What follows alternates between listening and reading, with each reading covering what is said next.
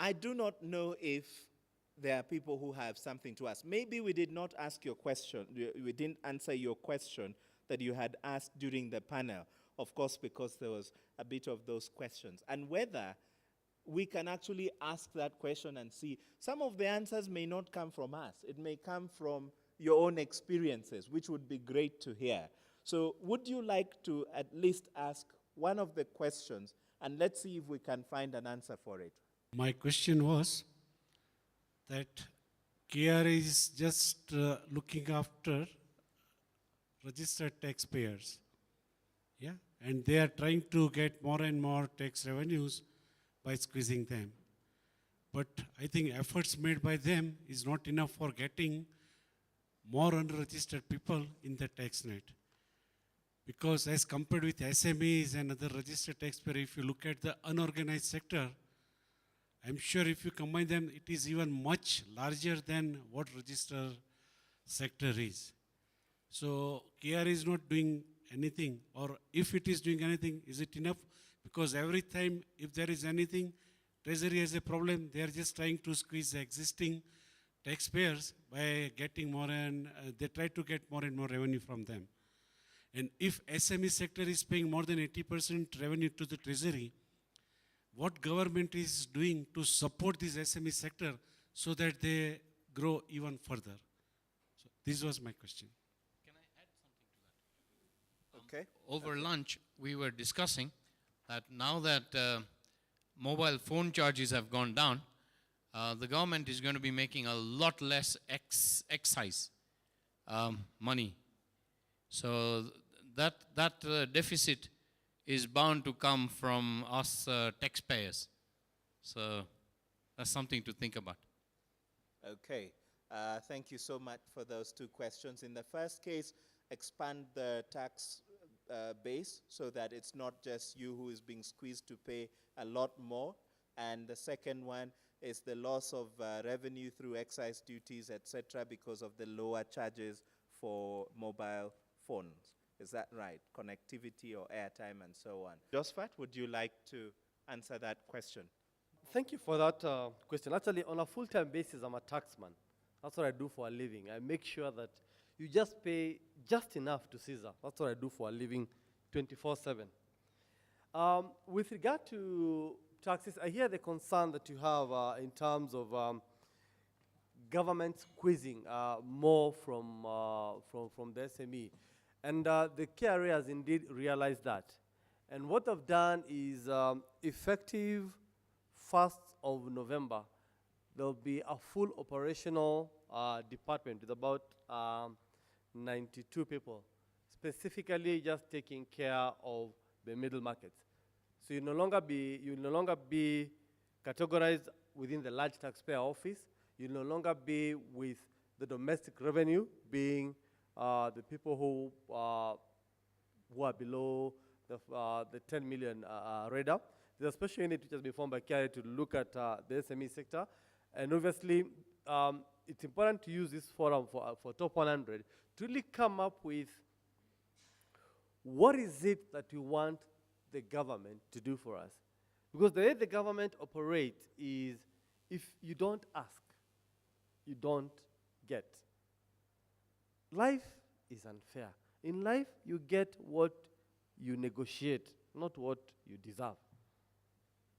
And that is a fact of life. And once you understand that, you're able to engage government and negotiate and like say what you want. On the issue of the tax bracket, I think it's an issue, it's been very passionate and close to my heart, which you've lobbied clearly with the KRA. And the KRA did throw a challenge, the Treasury, the Director of Economic Affairs, Nyamunga, did throw a challenge to me at the time when we were lobbying for the reduction of the bans. And the question was, if I increase these bans into 30,000 or thereabout, I'm going to lose a whooping 50 billion shillings. There will be a financing gap. Show me where I will get the money from.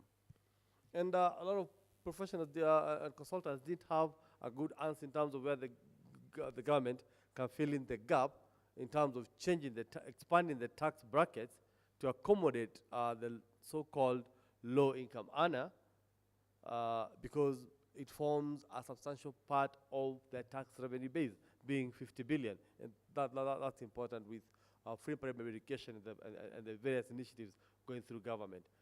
So as Top 100, in one of the forums, let's sit down and then put through what is it that we expect from government, what is it that we want the government to give us. I think the question of what the government is doing, maybe just to touch briefly on the taxes. I don't think we are going to solve that problem today. Because taxes, we try and avoid them as much as we try and avoid death. But there are two non-negotiables. We have to pay taxes, and ultimately, our time will come to an end in this world. But just to add, the question of loss of revenue from excise duty as a result of the reduction of mobile charges may or may not happen. Because one of the things that is happening now, of course, there may be lower cost, but there's increased volume. And what many of us are hoping is that as people shift, this increase in volume may not result in there will be a redistribution of revenue between the players within the telecoms sector. But hopefully, in aggregate, that should increase, because this is now, the catalyst effect of these developments in the sector. And also, really, we want to realize the full benefits of broadband and efficiencies arising from the investment in fiber optic, in the marine cable.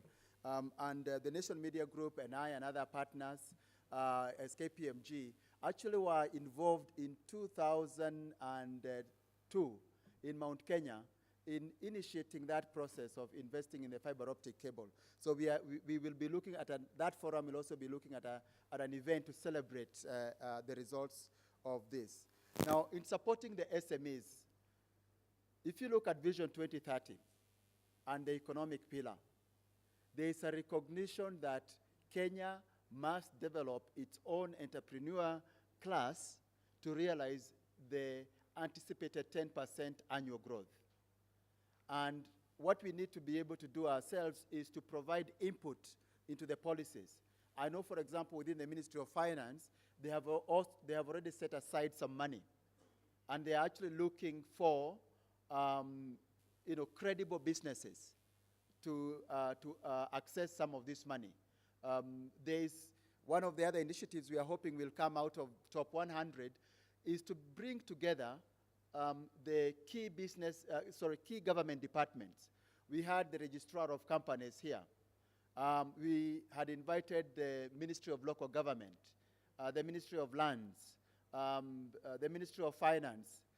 We had a representative in the morning here from the Ministry of Finance, the Central Bank Governor, so that all of these policy makers who are involved in the issues that affect the SME sector can begin to listen to you and can begin to address the issues. And we hope that we can create a particular forum for us to engage with them, so that we define the issues, we define the initiatives that we require the government to be addressing. I don't want to take far too much time in answering a question. I'll deal with one or 2 points later. I'll leave Robert now to do the necessary so that we hear from experience. Thank you. Excellent. Thank you very much. Okay, there's a question there, a burning question? Yes? Okay. 1 point. Okay. Excuse me. There's one item which I think in the area of taxation, which is basically really strangling quite a number of SMEs, and this is in the area of VAT refunds. This is an issue which is outstanding. A lot of us here are silent about it, including us in our company, and the delay is completely bad. And I remember one of the Madaraka days, I think it was last year, when His Excellency the President himself mentioned it in the Madaraka celebration, urging the Treasury and KRA to look into that matter. I don't know how I got to understand that. but we are still suffering. So I think, I don't know how our grouping here would be able to influence that, so that when you put a claim, you should be able to get it within a reasonable time, because it affects the cash flow. Thank you. Thank you. I think on the issue of VAT refund, yes, as we've engaged with KRA and government, and during the budget this year in June, the directive was to finalize the backlog on VAT outstanding audits by 30th September. And with that, I think KRA has put in resources, and they've managed to really clear a huge backlog. Now, there are a couple of issues that, that from the KRA point of view do cause a delay. One, they've gone through profiling and then looking at how authentic is your claim. And if your VAT claim is authentic, I think we can have that discussion offline. You should be able to get that through from KRA. The other thing, obviously, is, and KRA have indicated this, is, again, the reputation of the person who audits your VAT refund claim.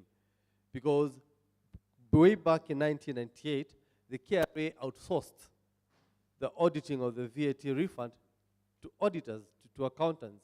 And a lot of, some of us who've not been very clean have been issuing VAT certificates which are not authentic.